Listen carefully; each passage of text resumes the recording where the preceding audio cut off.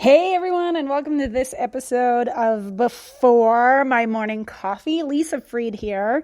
And today I'm going to talk about when we're finding ourselves spinning in circles because we must do all the things.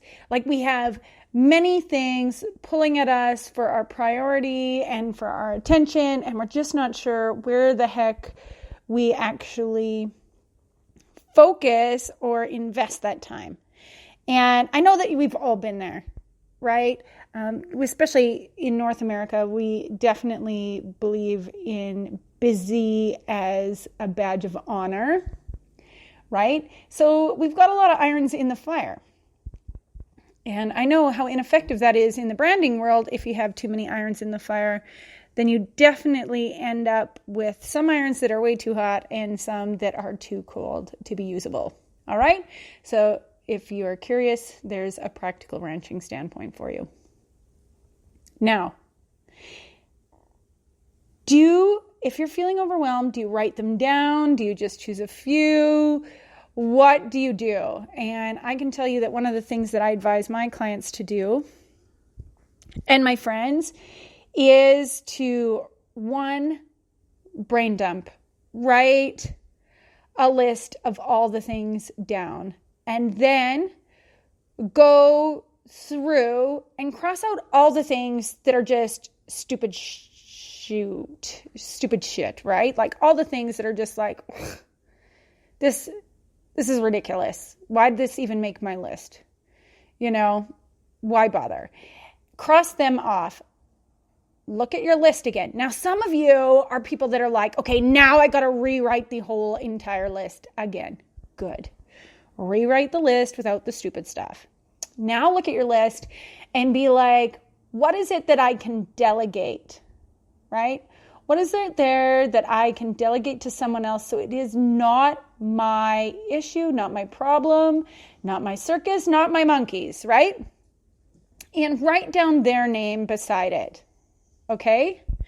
And you can even write your list again with the delegation items at the top, and then look at, okay, what are some of the things that are just plain simple? Like if I'm feeling pressed for time, do I really need to rice my own cauliflower?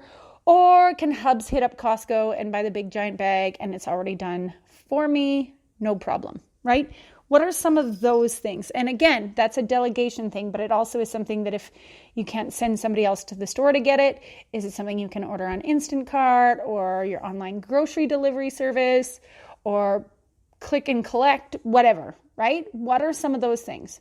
Now, we should be narrowing it down to a smaller number of items.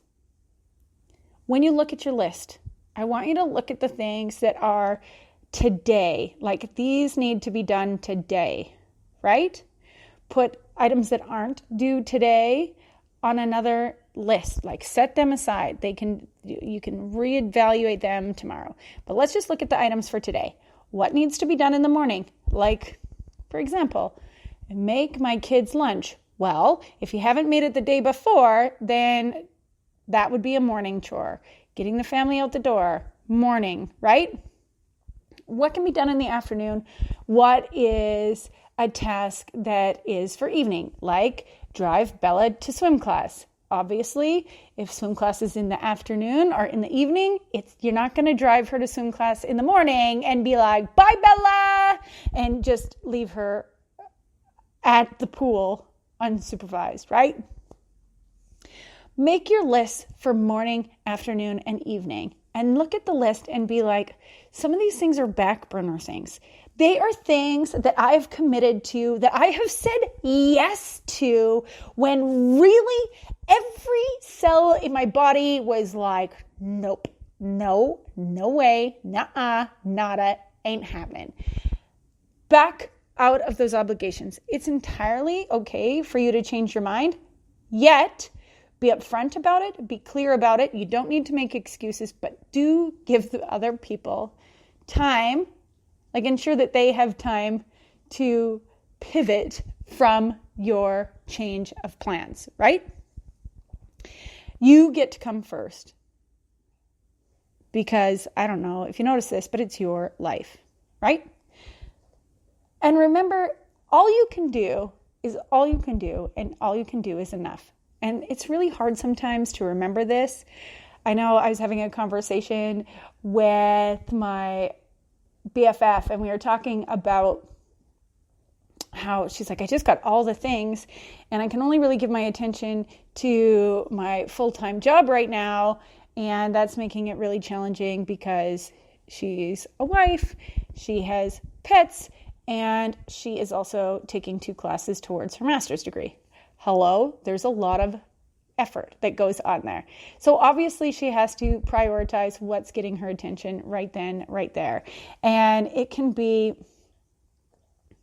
you can feel like you are failing all over the place when people from the outside look in and they're like, wow, she really dropped the ball on that one.